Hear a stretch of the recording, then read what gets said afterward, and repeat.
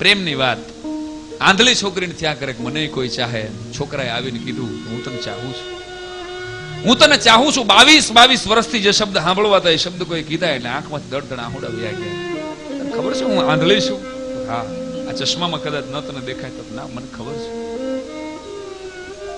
તો તોય તું મને ચાહસ? તો હા, હું તારા વ્યક્તિત્વને નહીં તારા અસ્તિત્વને ચાહું છું.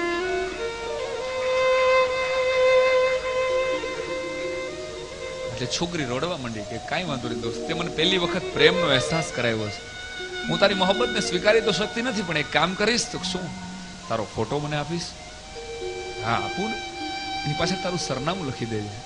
કા તો ક્યારેક મને કોઈ દ્રષ્ટિ મળશે અને હું જોઈશ ને તો આંખની પટ્ટી ખોલીને પેલા તારો ફોટો જોઈશ. કારણ કે તે મને મોહબ્બત કરી છે, તે મને પ્રેમ કર્યો છે. વાત કહેતા વાર લાગે છે, ટૂંકામાં વાત કરું. છોકરાએ ફોટો આપી દીધો, એડ્રેસ આપી દીધું, પછી 3 વર્ષ વયા ગયા વાતને. વાત હવે શરૂ થાય, સાંભળજો. 3 વર્ષ પછી આ છોકરીને ચક્ષુદાનમાં કોઈ આંખો મળી, આંખો આવી એટલે છોકરીએ પટ્ટી ખોલી અને એને પાકીટમાં હાચવીને રાખેલો ફોટો કાઢ્યો. આમ કરીને આમ સામે રાખ્યો. મને પ્રેમ કરનારા પેલી વ્યક્તિ હતી. અને આમ કરીને પટ્ટો ખોલ્યો ને ત્યાં તો આમ સામે જોયું, પણ મિત્રો વિધિની વક્રતા કયો, નસીબ કયો, છોકરીને દુર્ભાગ્ય કયો.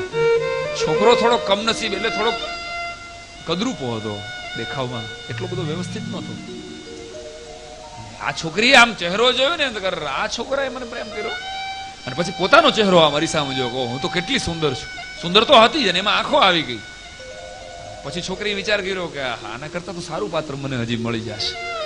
એટલે એને કાગળ ને પેન લઈને છોકરાને છોકરી પત્ર લખ્યો, દોસ્ત મેં તારો ફોટો જોયો, મને કોઈ આંખો આપી છે એટલે આંખો મળી ગઈ, હવે હું દુનિયા જોઈ શકું છું, પણ તારો ને મારી જોડી તો જામે એવી નથી દોસ્ત, એટલે પ્લીઝ તું મને ભૂલી જાજે અને ક્યાંક બીજે લગ્ન કરી લેજે.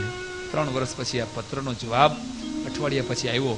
છોકરાએ જવાબમાં લખ્યું હતું કે થેન્ક યુ, તને આંખો મળી ગઈ વાત જાણીને આનંદ થયો, અને તારી ને મારી જોડી ભલે જામે એવી ન હોય, હું બીજે લગ્ન કરી લઈશ, તને ભૂલી જઈશ, પણ તું મારી આંખોને સાચવજે.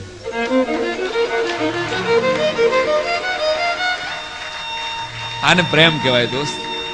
મેં તને જે આંખો આપી છે, આંખોને સાચવજે. હવે મારી પાસે આંખો નથી, હવે તારી આંખે મારે દુનિયા જોવાની છે.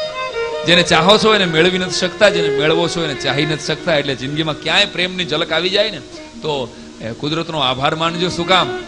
આ વાતો નવી એટલા માટે છે. પ્રેમ એટલે વેમ નામનું મારું એક ટૂંક સમયમાં ખાલી યુવાનોને